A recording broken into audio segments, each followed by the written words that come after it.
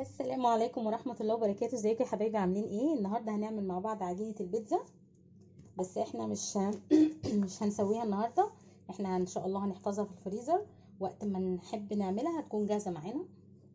احنا معانا حوالي اقل من نص كيلو دقيق بشوية كده، ان انا بحب اعمل البيتزا كبيرة. طبعا ممكن تعملي اكتر من واحدة وتشيليهم برضو في الفريزر عادي. احنا هنحط لها اول حاجة شوية ملح،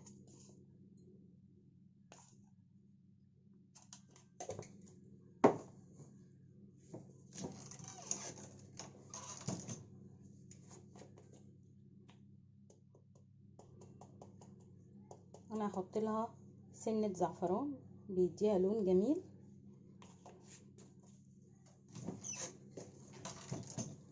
ومعانا هنا معلقة كبيرة من الخميرة ومعلقة كبيرة من السكر. هنحط عليها المية الدافية، وانا بحب ادوب الخميرة بره الاول. وحطيت برضو رشة من الجنزبيل. احط رشة من القرفة. بسم الله الرحمن الرحيم. عشان يبقى العجينة طعمها حلو ممكن كمان احط رشة من الزعتر. معانا زعتر مطحون اهو، احط رشة صغيرة.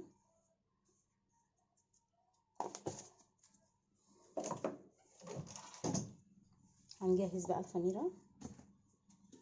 معانا هنا مية دافية، طبعا مية ما تكونش سخنة عشان ما تبوظش الخميرة. بسم الله الرحمن الرحيم.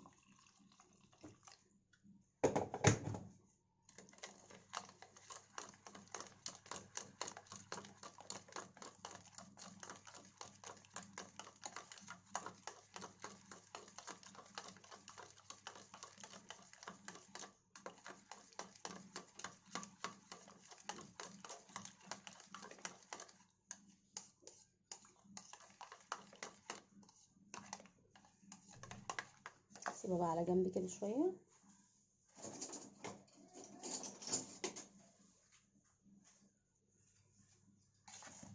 بسم الله الرحمن الرحيم.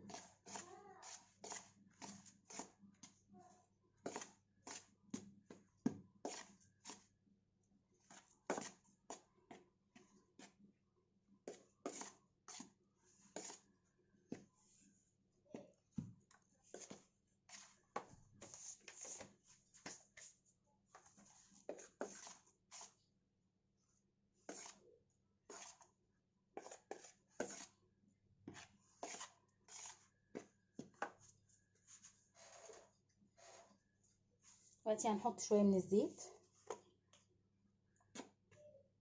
يعني حوالي ربع كوباية كده. بسم الله الرحمن الرحيم.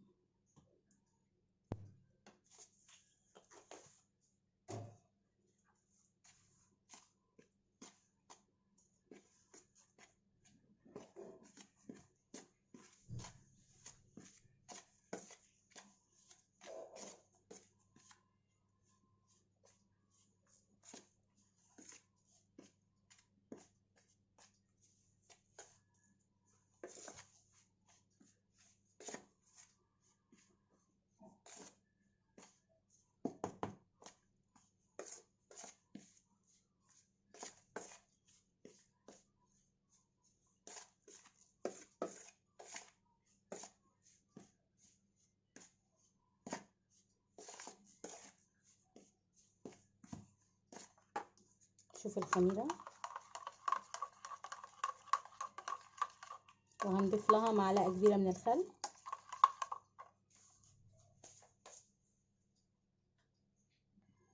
احنا ضفنا هنا معلقة من الخل.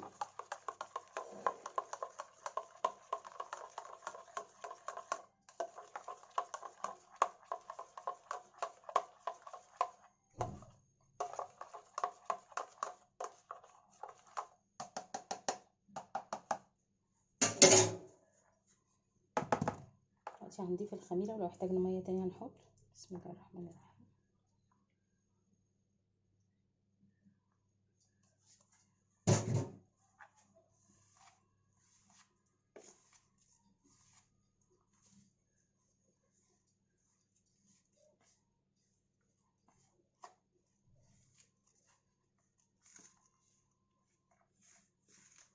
عجينة البيتزا طبعا لازم تكون طرية معانا.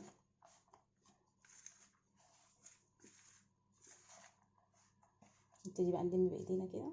بسم الله الرحمن الرحيم.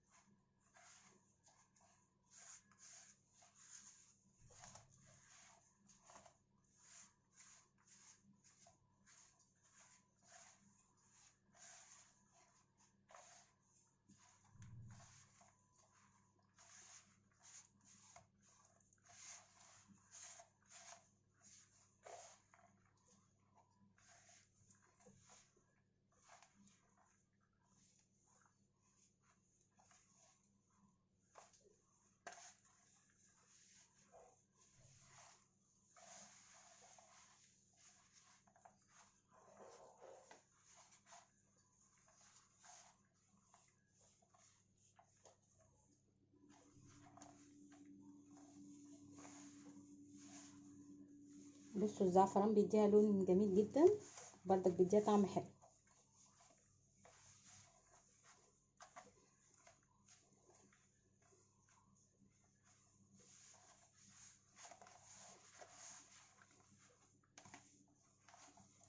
حط لها سنه ميه بس صغيره.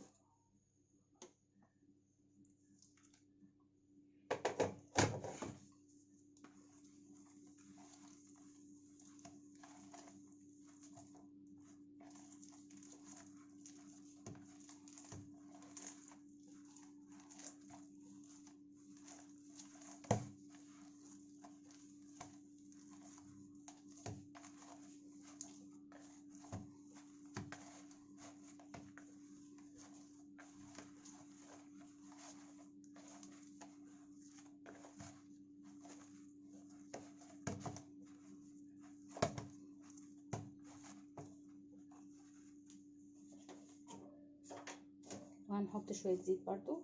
بسم الله الرحمن الرحيم، مش كتير.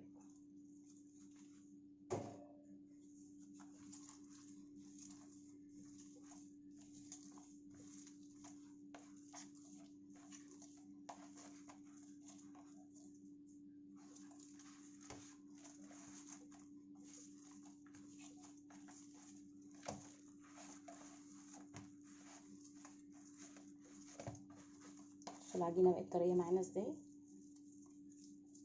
وهي اتلمت ومش بتلزق في الايد.